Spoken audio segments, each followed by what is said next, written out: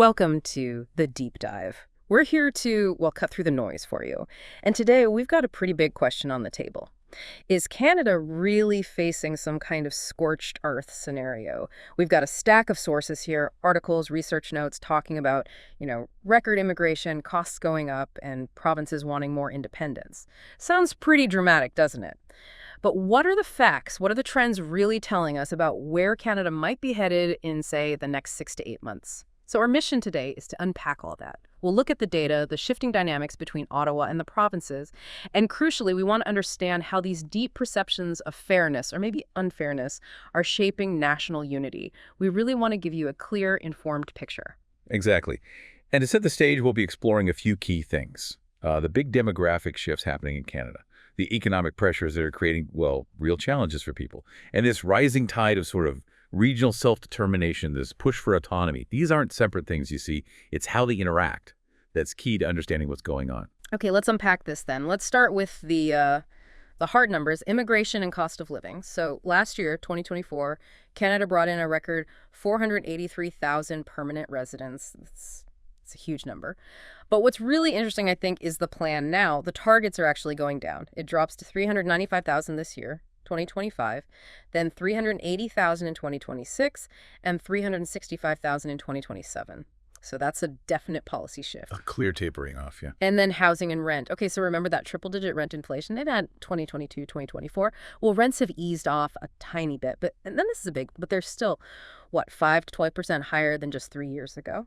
So easing doesn't mean affordable yet for many. Not at all. Still a heavy burden. And overall inflation, the Consumer Price Index was up 1.9% year over year in June 2025, which technically is within the target range. Right. On paper, it looks okay. But the reports really stress that housing and groceries specifically are still elevated and financially burdensome, especially hitting younger adults and lower income households pretty hard. So that headline number doesn't tell the whole story. No, it doesn't. And connecting that to the short-term forecast, the next 6-8 months, this planned decrease in immigration. It is expected to help stabilize housing demand, maybe ease rents a bit more. But, and this is crucial, the root problems like not enough housing supply, they haven't gone away. Right. Still there. So even with stabilization, the cost of living pressure, it's probably going to stay high unless there are some major policy moves. And this matters to you, the listener, because these are the ground level realities. They're affecting everyday people, and they're really the backdrop for all the political stuff we're seeing. Okay, and this is where it gets, I think, really interesting, because it's not just dollars and cents, is it? Not at all. It's tied up with regional identity, power, these growing calls for provincial self-determination. Let's look at Alberta. Okay, support for actual independence, it's usually under 45%. But there's definitely momentum building. You've got petitions for a 2026 referendum happening. And among conservative voters there, support, or at least openness to the idea, is way higher, like up to 65%. That's significant openness. And they passed that Alberta Sovereignty Within a United Canada Act, which basically lets them ignore federal policies they don't like. Setting the stage for more clashes with Ottawa, institutional friction, as the sources put it. Yeah, and then there are these, pretty startling reports about exploratory talks. It talks about potential U.S. backing for Alberta independence. Which naturally causes a lot of tension nationally. I bet. But it's not just Alberta. Look at British Columbia. Support is rising there, too, for ideas like Cascadia independence, this sort of Pacific Northwest identity, maybe including U.S. states. Right. That Cascadia concept keeps bubbling up. Especially among younger voters. For BC, independence itself supports up to maybe 27%. But for joining Cascadia, a striking 66% openness. Wow, that high. Yeah. That shows a real shift in how people, especially younger people, are thinking about their region. So how's the federal government responding? Or maybe how is its response being perceived? Prime Minister Mark Carney seems to be taking a more moderate tone lately, scrapping that digital services tax, for example, showing some flexibility, maybe because of U.S. trade pressure. Oh, okay. But does that help or hurt? Well, that's the debate. Critics worry that approach might actually, make the provinces feel like Ottawa isn't that resolute, undermine confidence. Interesting dynamic. And then there are external pressures, like, there's talk of a U.S.-EU trade pact, not directly linked to Canada's internal stuff, right? But the concern is, if Canada seems kind of left out or marginalized internationally, That could actually fuel more discontent back home, especially in places like oil-rich Alberta. I see, like adding fuel to the fire. Potentially. Mm. So you've got these provincial actions and the federal reactions, or lack thereof, all intertwined. It raises big questions about national unity, about where power should lie. So let's try and connect these things. The economic stress, these political tensions. How does it link to how ordinary people feel? The research we looked at points to something powerful and maybe a bit sensitive. It's this perception. The feeling that foreign nationals, or maybe newcomers, are treated better than native-born citizens. That's a recurring theme in the sources. And the analysis suggests this feeling, this perception, is a core catalyst. It's really driving some of the fracturing we're seeing. How so? Well, think about it. If people feel like their needs are coming second, it breeds resentment, right? Yeah. Towards newcomers, maybe, but also towards the government, the institutions supporting them. It just erodes trust, undermines social cohesion. Like the example given, if someone in a rural area or an indigenous community feels refugees get better access to housing or health care than they do. Exactly. That can create really intense feelings of neglect, like the federal government has abandoned them. And that feeling is fertile ground for certain political movements. Totally. It fuels populism, nationalist sentiment. You see movements capitalizing on it, promoting citizens-first policies, creating that us versus them narrative. Parties calling for strict immigration caps or pulling out of international agreements. They gain traction by saying they'll restore fairness to Canadians. And this taps into that broader ideological tension you mentioned earlier. Yeah, the analysis frames it clearly. This clash between globalist policies, things like international cooperation, open borders, and nationalist viewpoints. Critics of globalism sometimes see it as favoring non-citizens, while nationalists claim those policies hurt the interests of the native population. That's a fundamental divide playing out here. It really shapes the public conversation. And it deepens regional divides, too. Think about Alberta or Quebec or Atlantic Canada, places that already feel a bit distant from Ottawa. If they also feel their local culture or economy is being ignored for some, national or international agenda. It just adds another layer of grievance.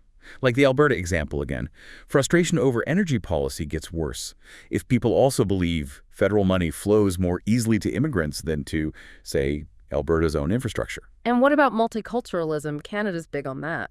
Well, it relies on a balance, doesn't it? If it's perceived as favoring newcomers at the expense of citizens, you risk backlash. Weaken support for diversity itself. And there are generational things, too. Yeah, the sources mention that. Younger generations might be generally more comfortable with diversity. But older Canadians, or those feeling economically left behind, might feel differently. Creates tension over values, identity. And the end result can be just gridlock. Makes it hard to even have a reasonable debate when one side gets labeled xenophobic and the other gets accused of betraying citizens. It's a really difficult line to walk. And talking about terminology, it's complex. There isn't just one single term for this feeling. You hear things like reverse discrimination, where the majority feels disadvantaged. And as you said, that globalist versus nationalist framing is key. Globalist policies seen as favoring non-citizens internationally, while nationalists argue for prioritizing the native population's interests. That's a core tension described. Right. That distinction seems important in the analysis. Definitely. You also hear terms like citizen inequity, almost like native-born citizens are becoming second class, or displacement politics, the idea that policies favoring immigrants might push citizens out of jobs or services. But these terms can be loaded, right? Absolutely. They're often politically charged. So it's really crucial to look at the specifics. Are there actual policy disparities? Or is it more about a perceived imbalance, maybe fueled by narrative or even misinformation? Disentangling that is key. Okay, so let's make the connection even clearer. How does this perception of, let's call it, foreigner favoritism, directly fuel those demands for provincial control we talked about? It acts like rocket fuel, as you put it earlier. How? Well, first, it just amplifies that feeling of alienation from Ottawa, if a province already feels ignored. And then they also perceive that newcomers, or, quote, global interests, get priority over their own citizens who are paying taxes. It massively strengthens the argument for self-governance, like we'd be better represented if we governed ourselves. Yeah, that quote you mentioned earlier really hits home. Why send billions to Ottawa if it funds immigration while our hospitals are underfunded? That resonates. It's a powerful, emotional, and fiscal argument, which leads to the second point, stoking fiscal frustration. Provinces like Alberta, net contributors to equalization, see federal spending on immigration or refugee programs, and they start to view it as misplaced priorities. Our money is being used for things that don't benefit us directly. Exactly. We could use our own revenues better if Ottawa wasn't redistributing them to causes that don't reflect our values or needs. It pits that perceived globalist federal spending against provincial nationalist priorities. And the cultural side. That's huge too. Sovereigntist movements often draw heavily on regional identity. If federal multicultural policies are seen as diluting local culture, language, traditions, it triggers a defensive reaction. Like protecting their own way of life. Precisely. You get sentiments like, let Ottawa be globalist. We'll decide who comes into our province and how they integrate. It's a direct pushback against perceived federal overreach driven by a different ideology. So it strengthens those citizens' first platforms provincially. Definitely. Sovereignty movements gain support by promising to take back control over immigration, healthcare, justice, you name it. If voters feel federal policy is unfair, they're much more likely to back provincial control. The call to action becomes, take back control from Ottawa and from ideologies that put others ahead of our people. And finally, it erodes trust in national institutions. The RCMP, immigration boards, federal courts. If their actions are seen as favoring non-citizens over provincial laws or sensibilities, they start to look like agents of a distant centralized power. Which leads to calls for provincial police forces, justice systems. Even provincial border enforcement in some cases. It's a cycle of escalating distrust and demand for autonomy. Wow, okay. And the Alberta case study really pulls this all together. Their push for sovereignty isn't just one thing. It's economics, it's culture, it's policy resentment. But this perception that citizens are treated unfairly compared to newcomers, it sharpens every single one of those arguments. It makes the case that we'd be better off governing ourselves feel much more urgent and justified. So it fuels the economic complaints, the cultural defensiveness, the demands for policy control. The trust of institutions, political mobilization, it shows how these different threads weave together into a really significant challenge to national unity. Okay, so let's circle back to the big question we started with. We've looked at immigration changes, cost of living, provincial autonomy, these deep perceptions of fairness, this globalist versus nationalist tension. Considering all that, is Canada really headed for that scorched earth scenario in the next, say, 6 to 8 months? Well, based on everything we've reviewed, an actual full-blown socioeconomic meltdown in that short time frame, it seems unlikely. Okay, that's somewhat reassuring. But the situation is definitely not stable, and some trends are very likely to continue, even intensify. We'll probably see those steady but lower immigration numbers. That should take some pressure off housing inflation. But importantly, cost of living is likely to stay stubbornly high for many people. So still tough economically. Yes. And politically. Expect more mobilization in Alberta, probably to a lesser extent in BC too, around sovereignty issues, even if outright independence doesn't have majority support yet. And Ottawa's role. That's critical. If the federal government is seen as inactive or weak or unresponsive, that could really amplify distrust. It could push provinces to assert their autonomy even more aggressively. So what are the key risks to watch out for? A few big ones. If local economies, especially out west, take a hit from federal policies, like energy policy, secessionist talk could get much louder. Any increase in trade friction with the U.S. could also embolden provincial claims, make them feel more justified in going their own way. And crucially, that public perception of unfairness we talk so much about, if that feeling intensifies the sense that citizens are being treated less favorably than newcomers, it could really amplify narratives that break down national unity. So the overall picture for the next 6 to 8 months isn't necessarily scorched earth. No, but it's fertile ground for more tension. You've got this mix. Controlled but still significant immigration, high living costs, rising provincial activism, and a federal government potentially seen as slow or weak. That combination creates conditions where political tension and fragmentation could definitely escalate. So what should you, our listener, expect to actually see? Expect those reduced immigration numbers to continue. Maybe some modest relief in housing costs, but probably not dramatic. Definitely expect intensifying provincial activism, especially from Alberta, and growing pressure on Ottawa to respond more decisively. If they don't, the risk of further national disunity is very real. So what stands out to you from this deep dive? It's pretty clear, isn't it? While that dramatic scorched earth might be unlikely right away, things are shifting in Canada, fundamentally. Driven by economics, yes, but also by these really deep feelings and perceptions about fairness, about who the system prioritizes. That whole tension between kind of a globalist outlook and more nationalist concerns playing out right on the ground. And that brings us to maybe the most important takeaway here. A final thought.